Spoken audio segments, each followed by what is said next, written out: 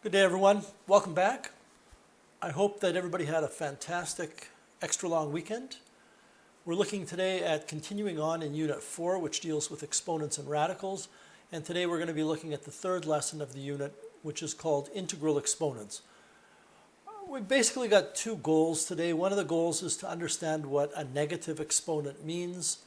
And the other goal is basically just to continue to get more practice using the exponent laws that we've learned about. And that practice is now going to include negative exponents. To begin with, before we get to a negative exponent, I want to talk about some number systems that we learned about in the previous unit. We learned that there's a set of numbers called integers, and integers include 0, positive and negative 1, positive and negative 2, positive and negative 3, on and on and on in both directions to infinity. Well, so far what we've looked at, and I don't know if you noticed this, but all of the exponents that we've looked at using in any of the lessons so far in this unit have all been whole number exponents. The whole number set is given by 0, 1, 2, 3, 4, etc. If you were to go back and look at all of the exponents in all of the examples and practice problems from the last two lessons, you'd see that all of those exponents are numbers like 0, 1, 2, 3, 4, etc. This lesson is called integral exponents because it deals with all exponents that are integers. And what that means is we have to add to our arsenal knowledge of what to do when the exponents are these numbers, which we have not seen before today for exponents. So integral exponents will include exponents that are integers, and that includes negative exponents. Exponents like negative 1, negative 2, etc. And as I've already said, the exponent laws that we have looked at and that you have been practicing for probably at least 3, maybe 4 days now, all of those exponent laws are still valid if the exponents are negative. But we want to start off by understanding what a negative exponent means. So as a warm-up, we're going to complete 3 patterns here. And I'm going to start in the middle of pattern 1. I'm going to start by reminding you that any non-zero number raised to the 0 is 1. In fact, I can just point that out in pattern 2 and in pattern 3. There's a reason for this, and I explained in lesson 1 of this unit what the reason is. I'm not going to go back and justify it again. From now on, you need to know that any non-zero number raised to the 0 is 1. So that's kind of a review. Now, what about 2 raised to the 1? Well, 2 raised to the 1 is 2. We should know that. What about 2 raised to the 2? So I'm looking at pattern 1, and I'm starting in the middle, and I'm moving up. Well, 2 raised to the 1 is 2. 2 raised to the 2 is 2 times 2, which is 4. 2 raised to the 3 is 2 times 2 times 2, which is 8. And what I'm pointing out here, everybody, maybe I don't need to say this, but I'm going to anyway, is that when you have an exponent of 3, what that means is you're going to take that base, whatever it is, and multiply it by itself 3 times. If you have that exponent, and I can do the same thing here. We'll get to the x's in a second. To figure out what a base of 4 raised to the exponent 3 is, we take that base and we multiply it by itself 3 times because it's raised to the exponent of 3. So 2 cubed is 2 multiplied by 2 multiplied by 2, and I'm just going to put multiplication dots between there, and that's where we get the number 8 from. I guess I'm going to be kind of completing all of the patterns piece by piece here because I want to talk now about why 4 cubed is 64. And again, this is review. If you were to take 4 times 4 times 4, and you can use a calculator here. It doesn't matter. That's not the point of the lesson.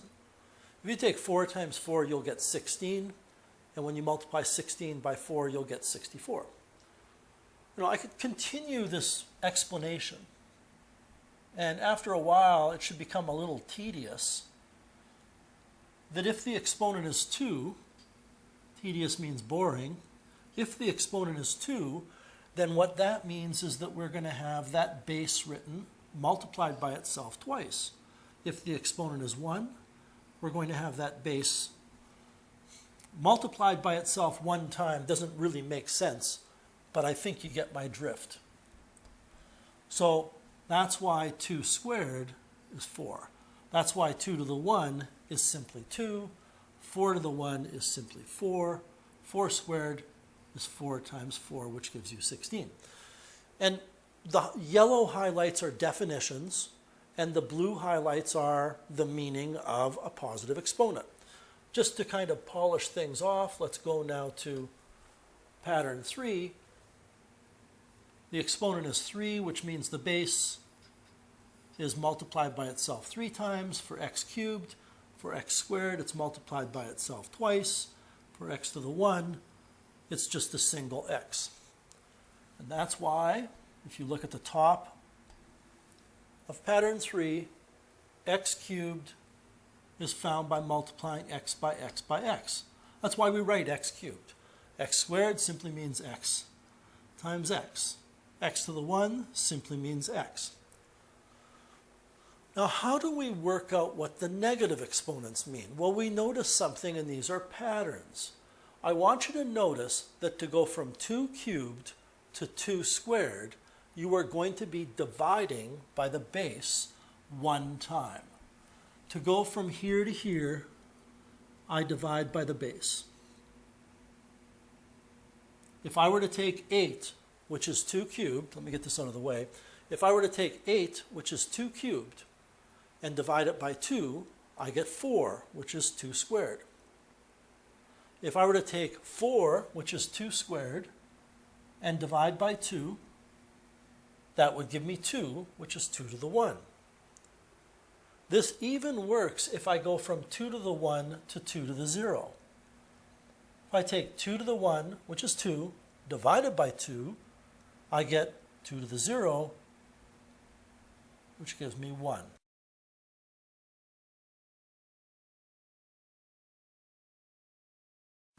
So, just so you follow me, because it's difficult on video, I guess I will go with green. If I take this number 8 and I divide it by the base of 2, I get this number 4. If I take this number 4 and divide it by the base of 2, I get this number 2. When I take 2, this number, and I divide by the base of 2, it takes me to 1. That must mean that if I take 1 and divide it by 2, it will give me this one, 2 to the negative 1, because it's one less exponent. And I'm going to write that in for now, and you're going to write it in. And we'll check things in a bit. Well, what happens if I take 1/2, and again, I divide by 2? Let me put in my divided by 2's here. I divide this by 2 to get 1/2. What if I take 1/2 and divide by 2? It gives me 1/4. Half of a half is a quarter. What if I take that quarter and I divide by 2 again? Well, half of a quarter is an eighth. And I just want to make sure you understand what's happened here. We go from 8 to 4 by dividing by 2. We go from 4 to 2 by dividing by 2. 2 to 1, divide by 2. 2 to the negative 1, divide by 2. Divided by 2 gives me 1/4. Divided by 2 gives me 1/8. When you look at the exponents in pattern 1, it's 2 to the 3, then to the 2, then to the 1, then to the 0, then to the negative 1. And the exponents are decreasing by 1 each time, which means the power ends up being 1/2 as great each time. Now, just for kicks, I mean, I'm not going to lie to you. We wouldn't do this unless it were true.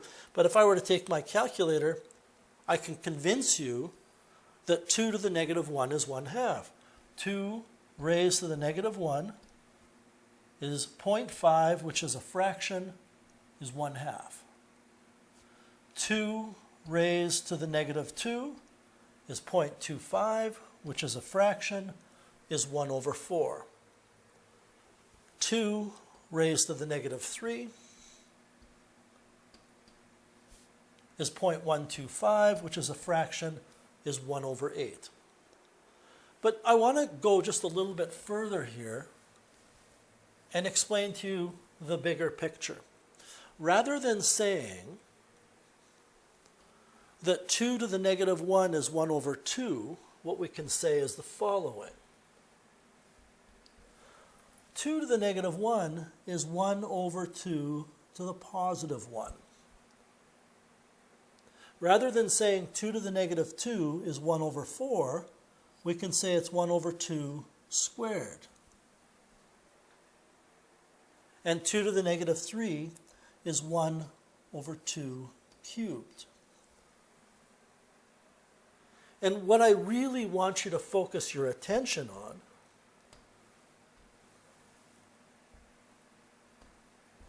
is the fact that this is the same as this. 2 to the negative 2 can be written as 1 over 2 to the positive 2. 2 to the negative 3 can be written as 1 over 2 to the positive 3. Now, I could have started this lesson by just telling you that. But I felt that at this level, a student should understand where things come from. So carrying on with that pattern, 4 to the negative 1 should be 1 over 4 to the positive 1. 4 to the negative 2 should be 1 over 4 to the positive 2. 4 to the negative 3 should be 1 over 4 to the positive 3. We can certainly check that, and this will be the last time we're going to verify any of these with our calculator today, because if we can verify it for a couple of examples, then we shouldn't need to continue verifying it for every example. So I'm going to take 4 raised to the negative 1.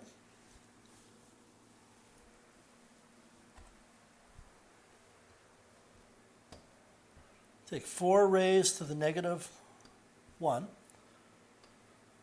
And I convert it to a fraction, and I get 1 over 4. I take 4 raised to the negative 2. I convert it to a fraction. I get 1 over 16. Well, that's what 1 over 4 squared is. 1 over 4 squared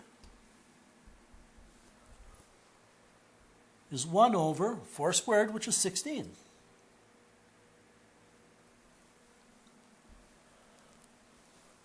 Four cubed is 64. So if I were to take my calculator and figure out what 1 over 4 cubed is, it's 1 over 64, which I'm telling you is equal to 4 to the negative 3. And again, I guess the bottom line is summarized by what we are looking at in a pattern, say here. That 4 to the negative 1 is 1 over 4 to the positive 1.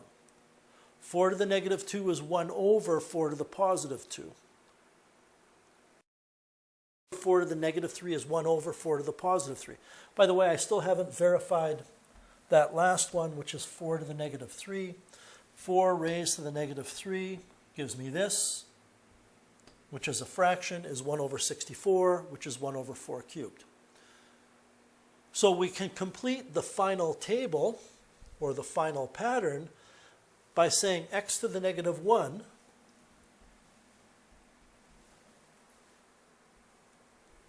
is 1 over x to the positive 1, x to the negative 2 is 1 over x to the positive 2, and 1 over x to the negative 3 is x to the 3, to the positive 3.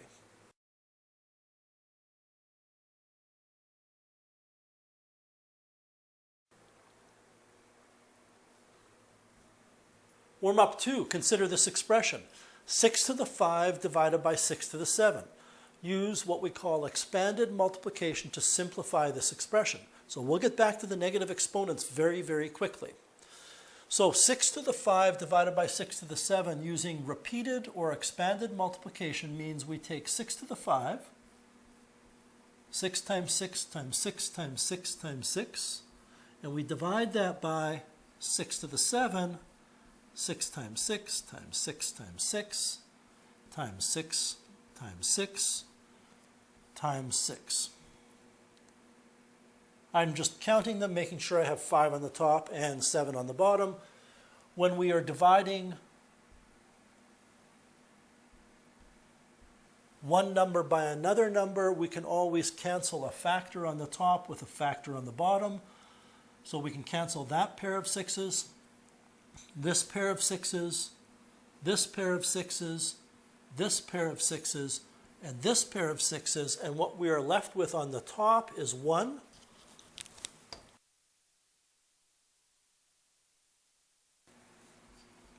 And on the bottom, we're left with 6 times 6, which is 6 squared.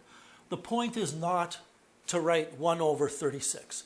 We could write, yeah, it's 1 over 36, but that is not my point. 6 to the 5 divided by 6 to the 7 turns out to be 1 over 6 to the 2. Use the quotient law to simplify the expression. Well, that means we're going to take a look at 6 to the 5 divided by 6 to the 7 and say that since we're dividing a common base, we take the numerator exponent and subtract the denominator exponent, and that gives us an exponent of -2. Just a quick note. I had mentioned in the very first lesson, actually maybe it was the second lesson, that when you take an exponent minus an exponent for the quotient law, you write it on the top. And I said that leads us into the next lesson where we have negative exponents. Okay, so what have we learned here? We have learned that in this particular example, this 6 to the 5 over 6 to the 7 can be written as 1 over 6 squared or as 6 to the -2. What does that mean? It means those two things are the same. It means 1 over 6 squared is the same as 6 to the -2. Just like in the previous example, 4 to the -3 was equal to 1 over 4 to the +3. If there's a negative exponent, then you can move that power to a denominator and make it a positive exponent. So here is the negative exponent law, and I want to take this piece by piece because there's a lot to take in here. First of all, this statement is simply what we learned in the warm-ups. For example, if I have 3 to the -10, I can write that as 1 over 3 to the +10. These two things are equal in value. If you type into your calculator 3 raised to the -10 and look at what you get, and then you put into your calculator 3 to the 10 on the bottom, in other words, you type in 1 divided by 3 to the +10, you'll get the same number. If I had p to the -5, I can write that as 1 divided by p to the +5. What does this a is not equal to 0 mean? It means that the base in this rule cannot be 0. If the base is 0, then what happens is you end up dividing by 0, and that's not allowed. Now, it turns out that you can write the negative exponent law in a slightly different way. What does this mean? It means that if you have 1 over a power with a negative exponent, like 1 over, it doesn't matter, 5 raised to the -8, I can write that as 5 raised to the +8. And I guess I would like to point out that with either of these ways of writing this, they both say the same thing. If you have a power with a negative exponent on the top of a fraction, then you can write it as a positive exponent on the bottom. You have a negative exponent on the top of a fraction, it's the same as writing it with a positive exponent on the bottom. What this is saying on the right is, if you have a negative exponent on the bottom, you can write it as a positive exponent on the top. Why would you want to do that? Well, we'll see situations where it makes our life easier. So if I had one final little illustration here, and then we'll move on. If I had 1 over x to the negative 6, I can write that as x to the positive 6, and it's over 1.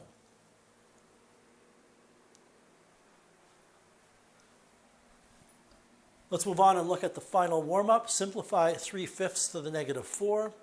Well, 3/5 to the negative 4, according to this law, and I'm going to write it maybe in a different form than it was in your notes before, but according to this law, when you have a fraction, which is a quotient, raised to an exponent, you can write that as the numerator raised to the exponent over the denominator raised to the exponent.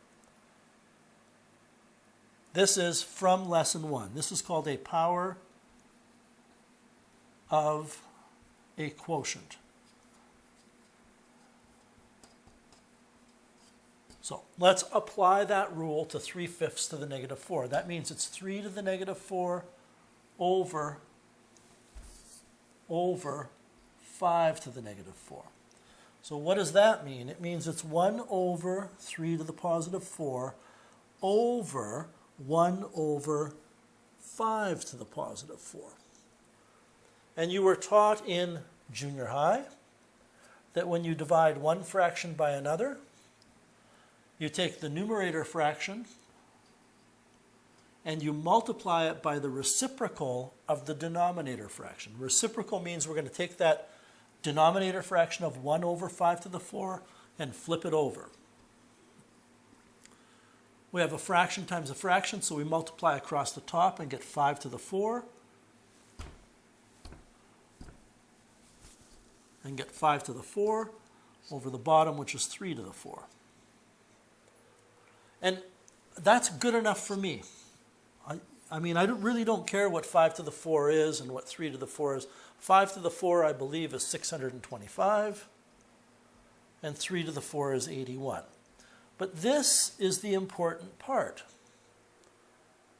I also want you to notice that we could have written what I've said is the important part as 5 over 3 to the 4. 5 to the 4 over 3 to the 4.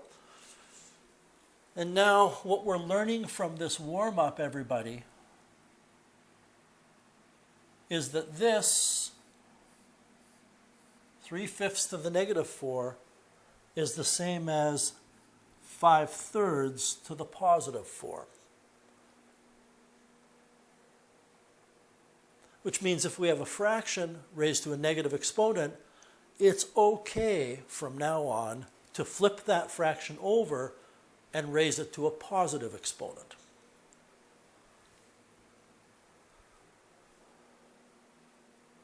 So what we want to do is show that those are equal. Well, we just did that. So I actually did A and B together here. And we're done with warm-up 3.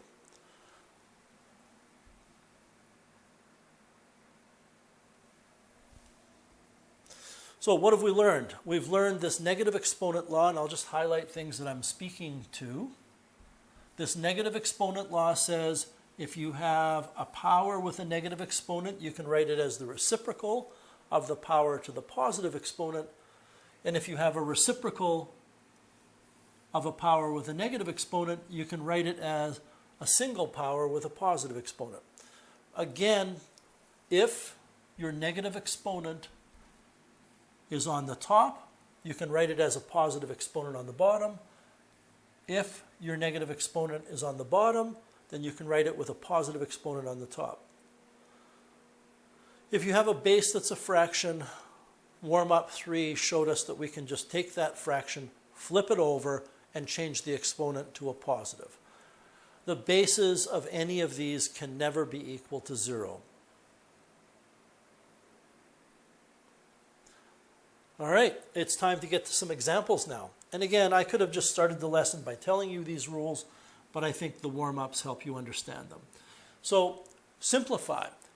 From now on until the end of time in your high school math career, when you are simplifying anything with exponents, it's never simplified until the exponents are all positive.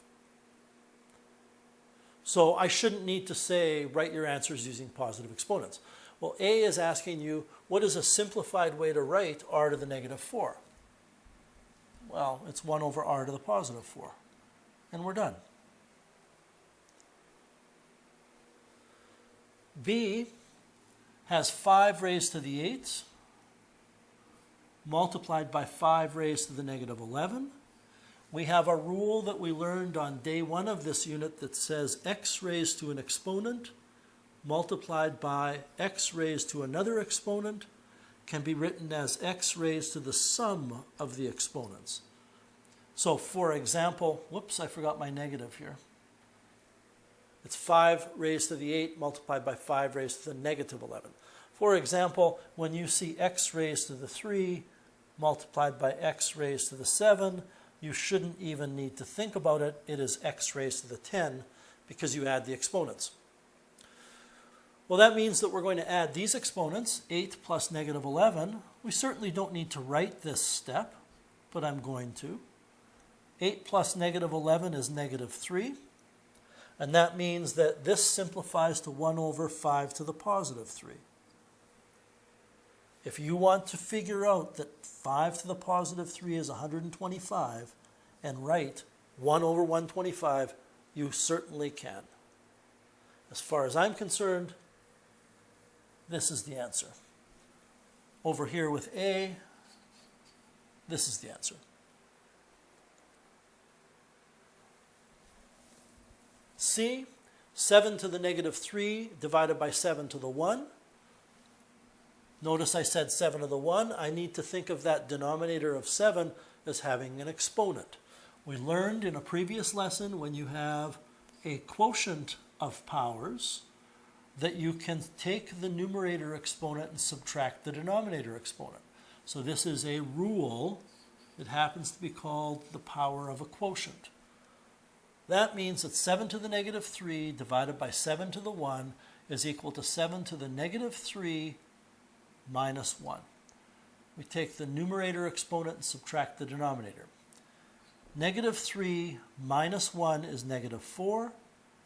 Oh, we don't want negatives in any of our answers for exponents, so we write 1 over 7 to the positive 4. Not sure why I just wrote 5. 1 over 7 to the positive 4. If you want to figure out what 7 to the 4 is, and I don't know, I think I do, but rather than guessing wrong and embarrassing myself, oh, I was going to say 2401. Actually, I wasn't, but that's okay. If you want to, this is the answer here. If you want to, you could write 1 over 2401.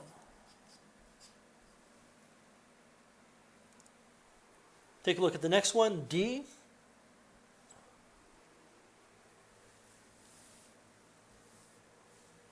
Four to the 3 raised to the negative 2. We learned in a previous lesson when you have x raised to an exponent raised to another exponent, you can simplify it by taking those two exponents and multiplying them together. So that means this will be 4 raised to whatever 3 times negative 2 is. And you certainly don't need to write this step down. Many of you will just look here. This is your eyeball. You're looking at the question, and you're going to say, well, I multiply the exponents. 3 times negative 2 is negative 6, so you get 4 raised to the exponent of negative 6, which we can write as 4 to the positive 6 on the bottom. I really don't care what 4 to the 6 is. I'm not even going to figure it out this time. You could, if you wanted to, figure it out and put it there. And say it's 1 over whatever number that is. But this is the answer. So now we get to situations where you can't just calculate things anyway because they are variables. B to the 9 times C to the negative 5. Well, these two bases are different. This base of the first part of that power is B, and this base on the second part of the power is C. We cannot combine those two powers in any way. But what we can do is think of this as being over 1. And then we can write b to the 9 over 1 multiplied by 1 over c to the negative 5, which becomes a positive 5 in the denominator. I'm just using the rule we learned today.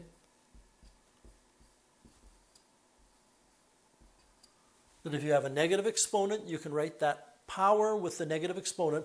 You can put it on the bottom with a positive exponent. So what I end up with is b to the 9 on top of c to the 5. And that's it. That's the answer. This is a very simple one. The answer to this is 12 over r cubed. You need to recognize that on this written expression, it's 12 multiplied by r to the negative 3. That exponent of negative 3 is not being applied to the 12. The 12 doesn't go to the bottom. The r to the negative 3 goes to the bottom. Another way to look at it is to say this is 12 times r to the negative 3, which is 12 times 1 over r cubed, because that's what r to the negative 3 is. So now you have 12 over 1 times 1 over r cubed. You multiply across the top to get 12. You multiply across the bottom to get r cubed. So on this page that you're looking at, this is the answer to F, and this is the answer to E. Okay, now the 12 is to the negative 3. So what we essentially have is a thing to the negative 3, which is going to be equal to 1 over that thing to the positive 3.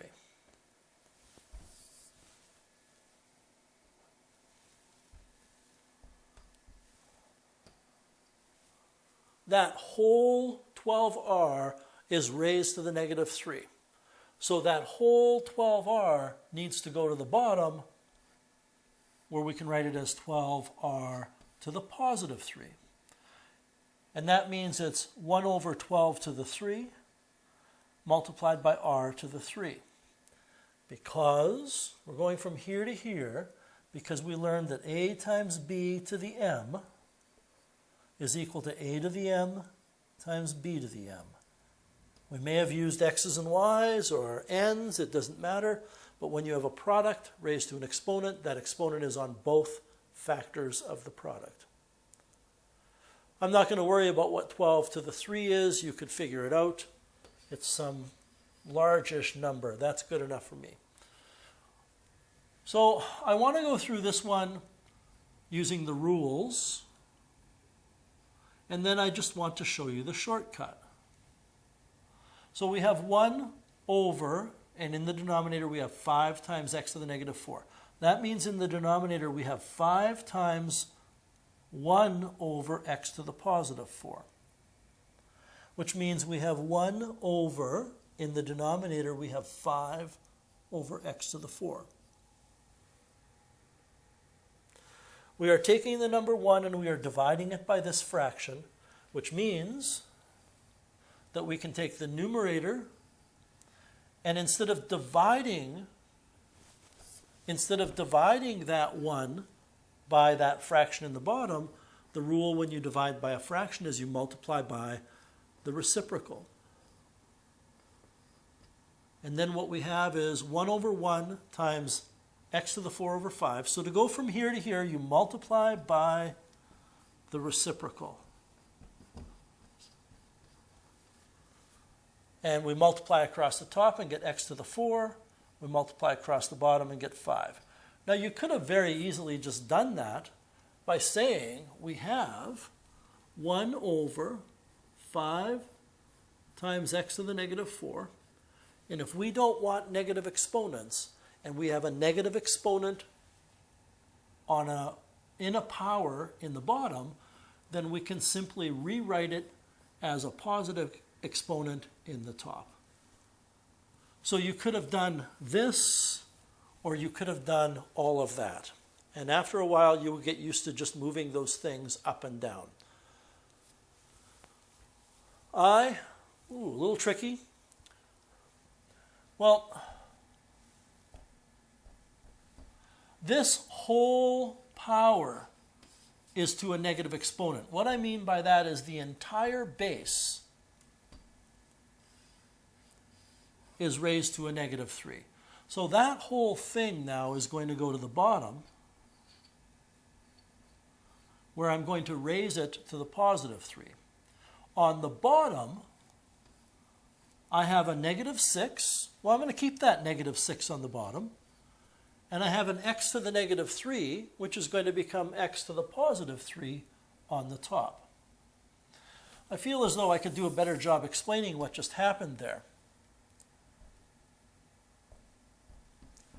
This is the only part on the bottom with a negative exponent. So what happens there is that went to the top and became a positive exponent. This 6 was on the bottom, and it was not raised to an exponent, so it has to stay on the bottom where it is. There's no reason why we would move it to the top. It's on the bottom. However, this entire piece here went to the bottom, and the exponent became positive instead of negative. So with the yellow piece, the negative exponent was on the bottom. We moved it to the top and changed it to a positive exponent. With the green piece, it was on the top with a negative. We moved it to the bottom with a positive. With the blue piece, it didn't have an exponent, so it didn't move. This is what we're talking about. So on the bottom, I'm going to simplify this now just slightly. On the top, I have my x cubed. On the bottom, I have negative 6 cubed. And I have x cubed. I have to apply, I'm running out of colors here, I have to apply this 3 to the negative 6, and I have to apply that 3 to the x. Then I also have on the bottom a negative 6.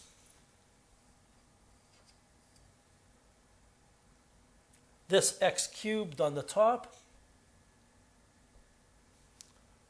will cancel with this x cubed on the bottom, and what I have left is 1 over negative 6 to the 4, because I have negative 6 to the 3 times negative 6 to the 1. I can add the exponents. By the way, there's nothing wrong with you writing 1 over 6 to the 4, because negative 6 to the 4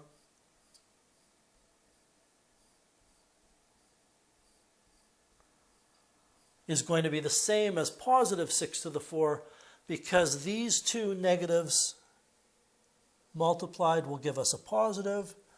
These two negatives multiplied will give us a positive. So you can neglect the negative in this case. Looking over here, we're going to add these exponents because we're multiplying a common base, so you get c to the negative 11. Well, let's just write it as 1 over c to the positive 11. So this is our answer in I. This is our answer in J. Okay, well, let's start multiplying stuff together. 4 times 5 is 20. X to the 5 times x to the negative 3 is x to the 2. X to the 5 times x to the negative 3 is the same as x to the 5 plus negative 3. You add the exponents. 5 plus negative 3 is 2. Y to the negative 6 times y to the 4 is y to the negative 2. Y to the negative 6 times y to the 4 is the same as y to the negative 6 plus 4. You add the exponents when you multiply common bases. Negative 6 plus 4 is negative 2. Well, that y to the negative 2 can go on the bottom now and become y to the positive 2.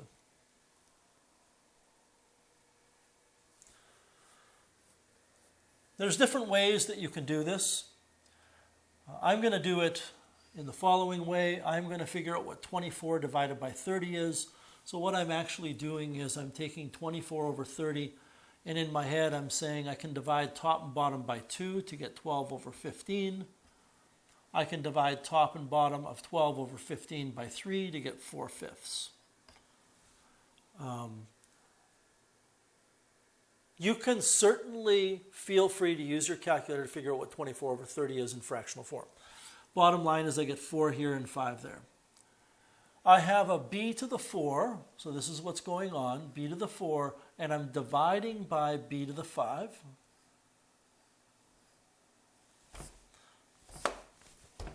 I'm dividing it by b to the 5. Why do I keep doing that? There we go. So that means I take the top exponent and subtract the bottom exponent, and I get b to the negative 1, which I write on the top. When you use the quotient law that we just did by subtracting the exponents, you always want to write your resulting power on the top. I also have a to the 5 over a cubed, which is a squared. I subtract the exponents. So I can take that b to the negative 1 and write it on the bottom.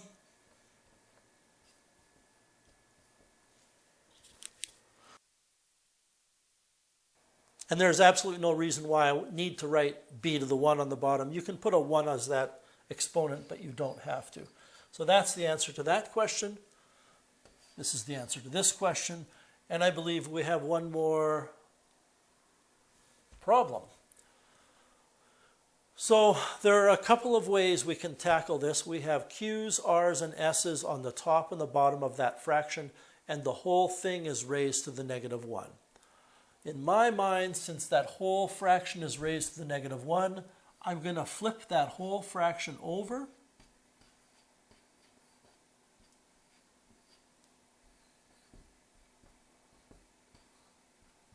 And I'm going to change it to the positive 1.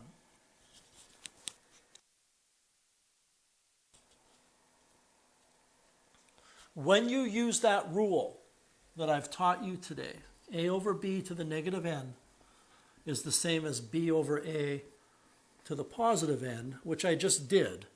You simply flip the fraction over. You don't change anything in it.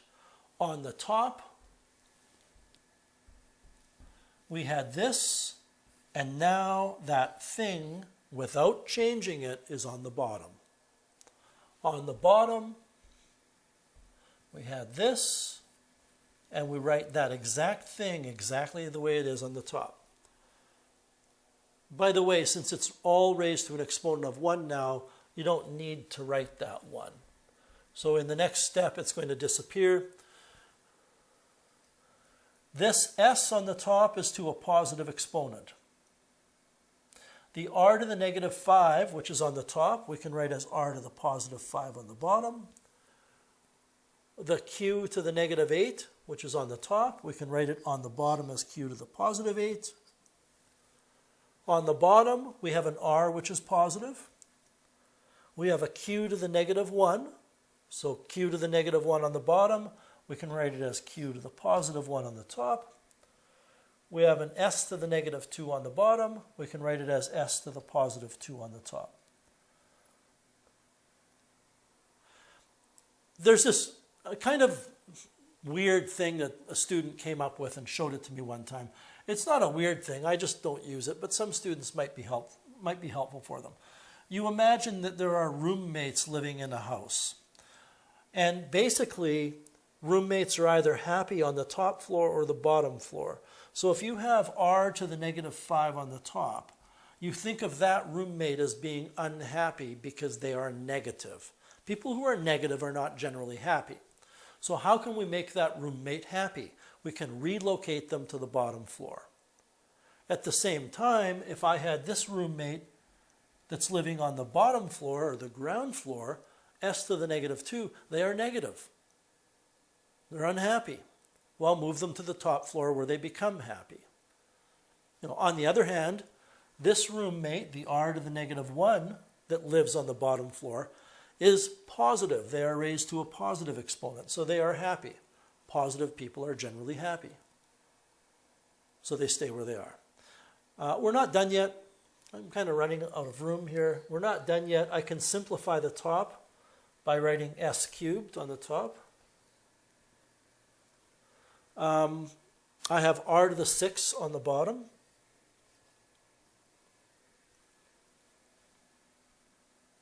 I have q to the 1 over q to the 8, which is q to the 1 minus 8, which is q to the negative 7, which we would always write on the top whenever you subtract the exponents, but then we can put it on the bottom as q to the positive 7. So this is our answer to the final question. There's a lot to take in this unit. There's a lot to practice. My advice to you would be don't skimp on the practice. Over the next 2 days, I think you should work on every single problem on page 19 to 21 of the handout. So again, quick summary. If you have a power with a negative exponent, it's the same as the reciprocal of the power to the positive exponent. If you have the reciprocal of a power with a negative exponent, it's the same as the power to the positive exponent. I'm just using a variety of letters here because it really shouldn't matter. And if you have a fraction raised to a negative exponent, it's the same as the reciprocal of the fraction raised to the positive exponent. So I hope that helps. I hope the lesson went well. Remember, if you make it into the building, that's better than just staying at home and working at home, because then you can ask questions and get lots of extra help, because things are starting to pile up in this course, as you saw today. Anyway, hope to see you soon. Take care.